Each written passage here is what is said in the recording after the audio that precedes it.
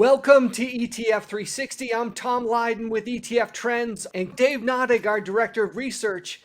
Today we're welcoming Chris Ward and Chris Marangi from Gabelli Funds. Chris Ward, before we get started, there's been a lot of conversation in the last 10 years about this move towards passive. But just recently, I'd say in the last 12 months, we've seen some momentum in active management.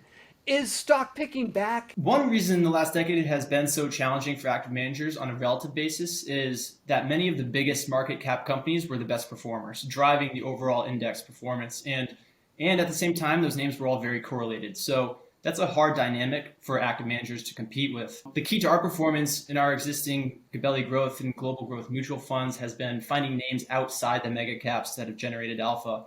But I do think looking forward, as mega caps are less correlated today and more companies outside tech are embracing technology to level the competitive landscape, I think it's an attractive setup for active managers and one we're trying to take advantage of. Chris Marangi, maybe you could expand on that. Where are some areas of the economy that you think are really ripe for exploitation by active management, right? If this is a market for active managers, where are you going to find that value? Yeah, to echo Chris's comments, I'm reminded of the saying in the oil patch that the cure for high prices is high prices.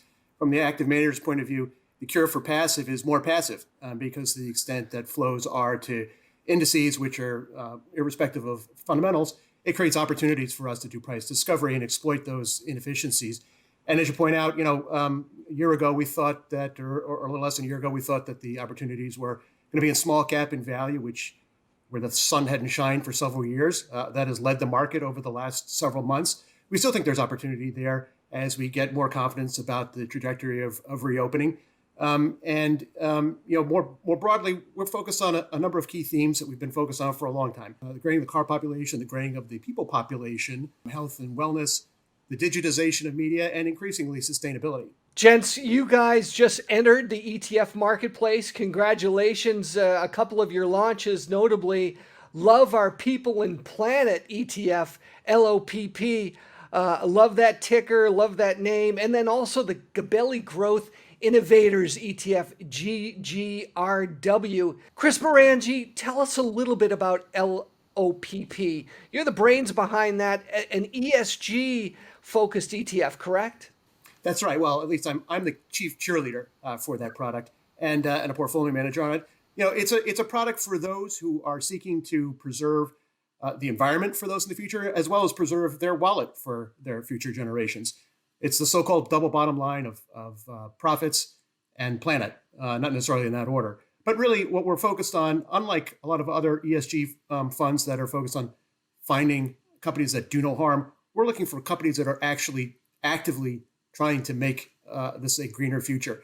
And those include companies in the renewables, electricity generation industry, electronic vehicle ecosystem, plastics elimination, water infrastructure, et cetera. And so there are a lot of companies to choose from. Chris Ward, we're sort of celebrating the launch of your products here on the New York Stock Exchange, and you're involved in GGRW, which is that Growth Innovators Fund. What's the approach there? So there are certain areas over the last 12 months across both the consumer and enterprise landscape that have seen a structural acceleration in digital transformation.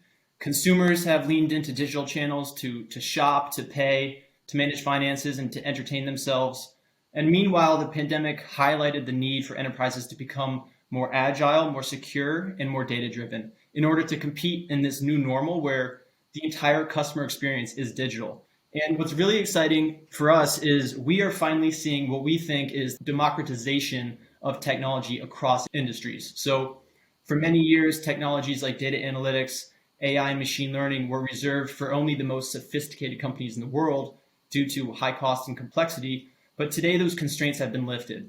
Anyone with a credit card today can take an online course in programming, open an account with AWS, and build an app using APIs and low-code solutions. So just for some context, in the last expansion, tech CapEx outgrew overall CapEx by 3 to 4 times. We think that'll continue to be the case in this current expansion. And our goal with Growth Innovators is to surface our best ideas benefiting from this paradigm.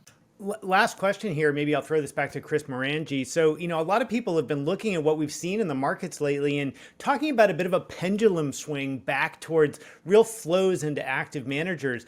Do you think that that's the setup we're in right now?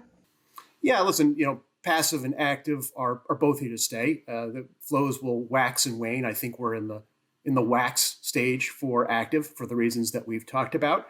But I think there's a place for both in client portfolios actually. And we're excited about active. I think there are a lot of opportunities as we go through this real dynamic point in the economy and the market. But active managers need to adapt. They need to actually be active and have high active shares, which is something that we do. Well, gentlemen, congratulations, and it's great to have you into the ETF space. That's it for ETF 360. We'll see you next time.